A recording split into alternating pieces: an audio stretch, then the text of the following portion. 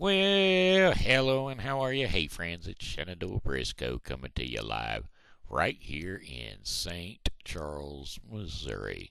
Yes, sir, St. Charles, Missouri. Founded in 1769 by a famous French-Canadian fur trader, Louis Blanchette. Yes, sir, it was originally known by its French name, La, La Petite Côte, meaning the little hills.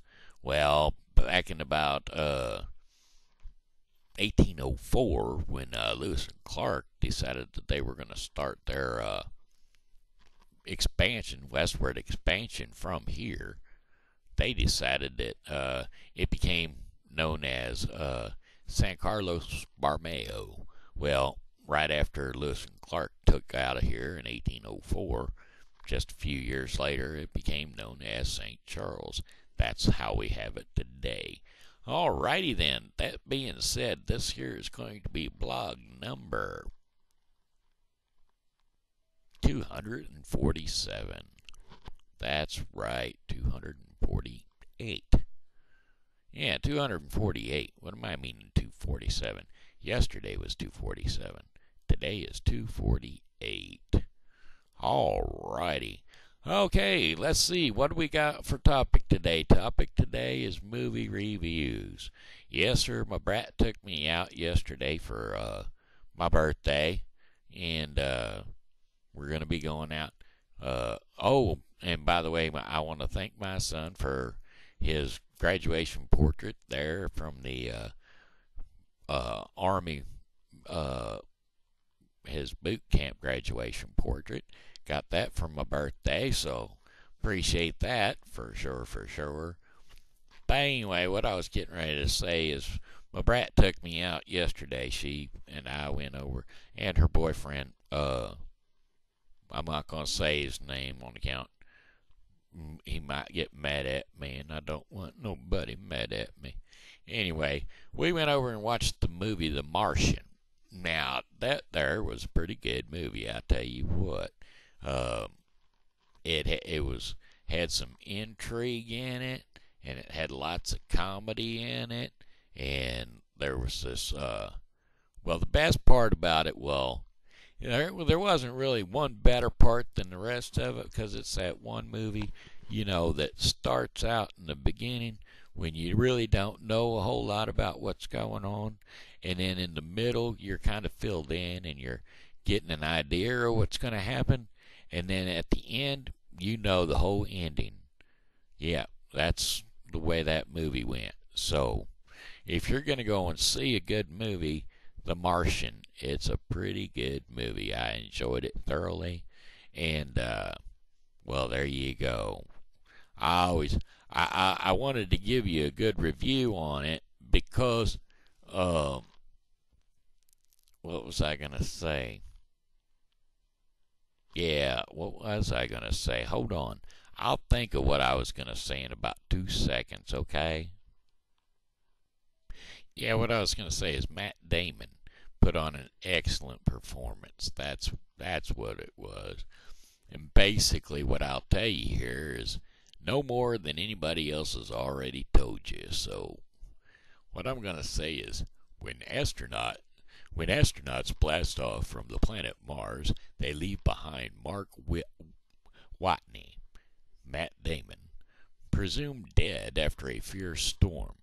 With only a meager amount of supplies, the stranded visitor must utilize his wits and spirit to find a way to survive on a hostile planet. Meanwhile, back on Earth, members of NASA and a team of international scientists work tirelessly on trying to bring him home, while his crew, who had left him there, decide to hatch their own plan for a daring rescue mission. How exciting. So there you go. That's what it's all about. So go on over and enjoy. I sure did. Now I'm Friday or Saturday. I'm gonna go again, collect another movie. We're gonna go see Pan. So I will see if the critics panned Pan, or you will see if it's a 2 thumbs up or a 2 thumbs down for this critic. There you go. I give The Martian 1.5 thumbs. 4.5 stars. How's that?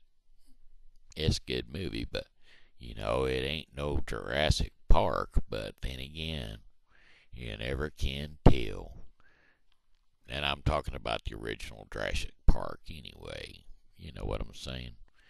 It ain't no Forrest Gump. No.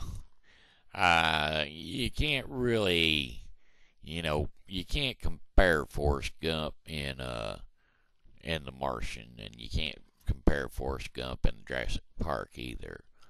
But anyway, Matt Damon put on an excellent performance. So if you're into outer sci-fi movies, well, this one's a good one for you. If you're into science, why, this one will do you give you a little bit of knowledge about what things can be done and how to survive if you ever get yourself stranded on, like Mars or somewhere. All right. Well, alrighty then. Well, it's the sun shining out there today, boy, I tell you. And cold, sun shining, it's kind of, what's the word I'm looking for? It's kind of, oh, shoot. Not distracting. It's dismayed. It's confusing. What is the word I'm looking for? There is a word for it, and I know what the word is, and it drives me nuts when I know there's a word that I'm supposed to be using, and I can't seem to find the word that I want to use. Anyway, whatever the case, when you look out there, it looks nice and warm. Deceiving. There you go. Looks nice and warm, but you are deceived about the time you roll out there and that wind cuts right through every stitch of your clothing. Whew, boy, I'm telling you, it ain't warm, that's for sure. But if you're sitting out of the wind and in the sun, you'll bake. So you gotta be careful on both accounts. All I done was rolled out there to take care of business this morning and rolled back in. Well, I'm not going to tell you what kind of business I'm in, because, well, you'd be surprised at what kind of business I was taking care of. Hey, I just seen the Oats truck go by. The Oats is I can't think of the word, what their acronym stands for exactly, but it's a transportation group that used to be, the state used to be able to help fund transportation for the elderly and the handicapped disabled, but finances fell through, and, well, it doesn't fly much anymore, but that's okay by me. See, I am a stout Republican, and, well, I don't think that everybody ought to get handouts for everything. Now, there are people out there that don't need as much as they get, and there are people that need more than they get. So, that being said, I feel like I'm taking advantage of the situation because, well, I did work a heck of a lot for about 19 years, putting up the putting the money together and feeding the system. Now, I didn't work enough to collect as much as I have collected, so I feel guilty on that part. But then again, if it weren't for Social Security, I would be in trouble. Of course, now this year, which I don't care, they're not going to have a price increase of living for the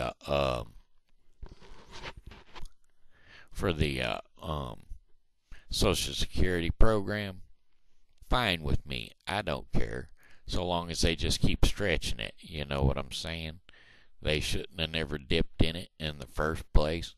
It was supposed to be set aside for its purpose, but they decided that, hey, look, here's some extra money over here. Why don't we just dip into it? And robbed Peter to pay Paul, and well, that's what you get when you get government in business, because government has nothing to do. They don't know how to run a business.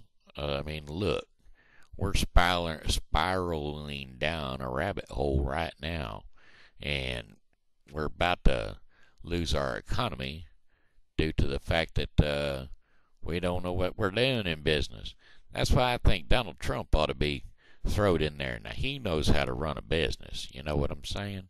He also knows how to streamline a business, and that's precisely what he's going to do. He's going to streamline the business of the United States, which is a good thing, if you ask me, because, well, even though I rely on the Social Security system, well, on the insurance system and stuff like that, I don't think it ought to be handed out like on a silver platter. You know what I'm saying? There's people out there that, like I said, I don't know how many pets they've got. They're baby machines so they can collect more, you know. And then, not only that, I think there's folks out there that's got their pets all Social Security'd up so that they can draw on them. My daughter Scooby-Doo, my son Scooby-Doo, he was born in and so he's got he needs a Social Security number, and so they've registered him as a human being, and well, he's drawing too. So he's another mouth to feed as a child. Therefore, we'll just draw some food stamps on that one too. Not good at all. Anyway, I'm talking politics. I wasn't supposed to ever talk politics, but hey, I have to occasionally. If I don't talk politics, who's going to talk politics? You know what I'm saying? And there's somebody else I don't talk about near enough. I don't talk about Jesus and God near enough. And now, them two, I really need to talk up big because, well, God's been on my side for a long time. And Jesus, he helps me every day. And so, if you don't have Jesus on your side, you ain't going to make it nowhere in life. So remember, you know, if you pray every day, now that's my thing. I don't pray the same prayer every day and ask for the same thing every day, because once I've said it, I pretty much forget it and go on with something else, because I don't want to pester God with every day saying, hey, please, you know, do this or please do that every day. I know it's the squeaky wheel that gets the grease, but I'm not the squeaky wheel in this case. I'm not a very good squeaky wheel. I wouldn't make a good advocate for trying to get, you know, more benefits and stuff like that. I do have one thing, though. The Dodge Caravan is about to be, this here's last year of manufacturing on the Dodge Caravan. And that, my friends, is going to leave a whole lot of wheelchair-bound handicapped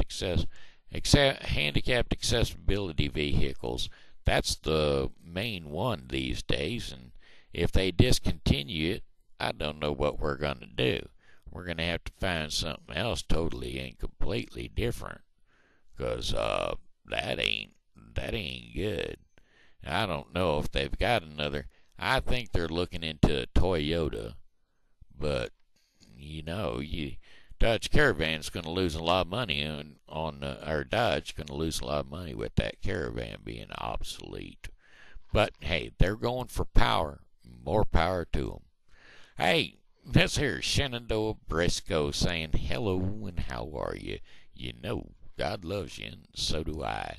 So be blessed and come back and see me tomorrow. Well, goodbye, my friends. Well, it's time to go. Da-do-do-do-do. Goodbye, my friends. Yes, it's time to go. Da-do-do-do-do. Well, I hate to leave you, but I really must go. Goodbye, my friends. Goodbye. Alrighty then, till tomorrow, I tell you what, I'll be here, and I hope you are too. Alright, we love you, and God bless. Have a great day.